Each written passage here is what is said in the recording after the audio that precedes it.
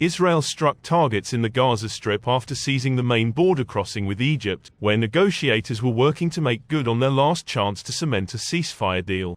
After weeks of vowing to launch a ground incursion into the border city of Rafah despite international objections, Israeli tanks moved, capturing the crossing that has served as the main conduit for aid into the besieged Palestinian territory.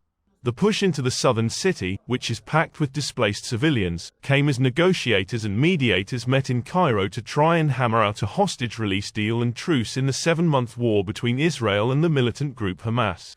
A senior Hamas official, requesting anonymity, warned this would be Israel's last chance to free the scores of hostages still in militants' hands. Egypt's state-linked Al Qahira News reported that mediators from Qatar, the United States and Egypt were meeting with a Hamas delegation.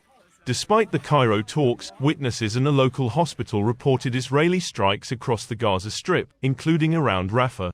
Israel Defense Minister Yoav Gallant said Israel might deepen its Gaza operation if negotiations failed to bring the hostages home. This operation will continue until we eliminate Hamas in the Rafah area and the entire Gaza Strip, or until the first hostage returns, he said in a statement.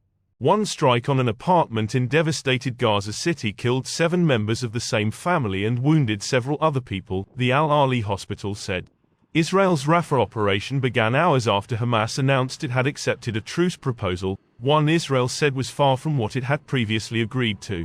Israeli army footage showed tanks taking operational control of the Palestinian side of the Rafah crossing. International alarm has been building about the consequences of an Israeli ground invasion of Rafah, where the United Nations says 1.4 million people are sheltering.